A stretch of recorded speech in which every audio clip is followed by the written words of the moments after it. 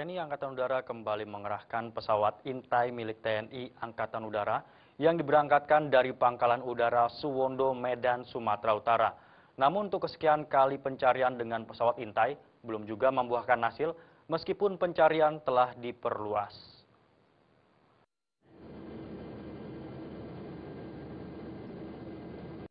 Pencarian pesawat Malaysia Airlines MH370 milik Malaysia Airlines yang hilang kontak saat terbang dari Malaysia menuju Cina kembali dilakukan tim pencari dari TNI Angkatan Udara.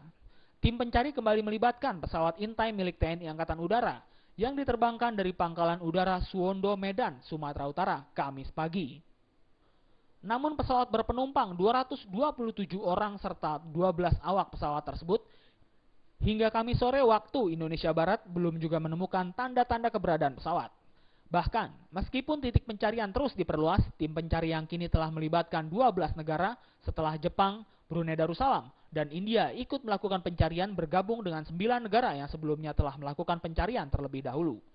Hingga kini belum menemukan sedikit pun tanda-tanda keberadaan pesawat di kawasan Selat Malaka, tempat kedua pencarian setelah kawasan Laut Cina Selatan.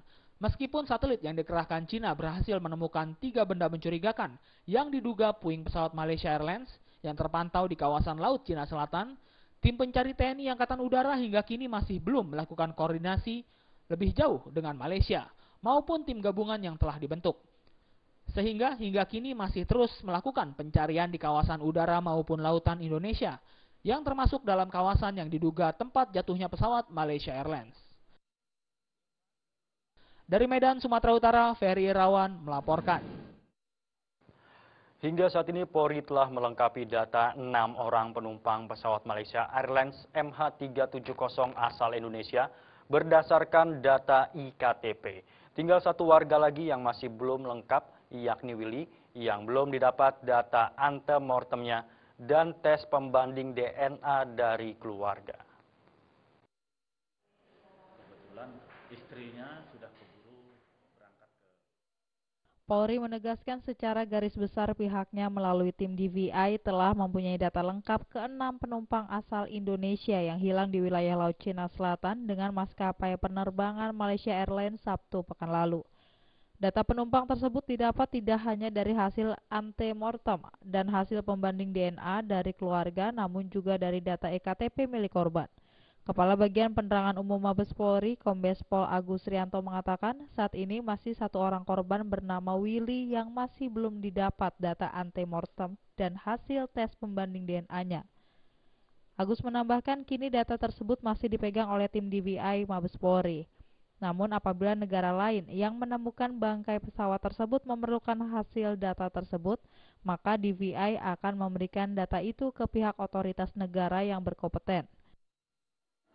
Jadi mudah-mudahan hari ini bisa kita ambil untuk keterangan-keterangan yang kita perlukan termasuk sampel DNA-nya, sehingga mudah-mudahan hari ini sudah selesai ke-7 orang penumpang yang terdaftar sebagai warga negara Indonesia.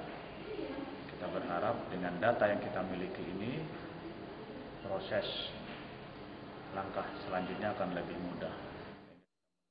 Selain itu, Polri juga telah menyiapkan tim postmortem untuk diberangkatkan ke lokasi penemuan pesawat atau Malaysia untuk membantu proses identifikasi jika hal terburuk terjadi pada pesawat milik pemerintah Malaysia. Dari Jakarta, Henry Fajaryadi melaporkan. Dari 3 kasus pembakaran hutan dan lahan untuk 37 orang tersangka dalam waktu dekat ini akan dilimpahkan ke pengadilan. Sementara saat ini polisi masih mengejar 5 orang yang menjadi DPO terkait kasus pembakaran hutan dan lahan.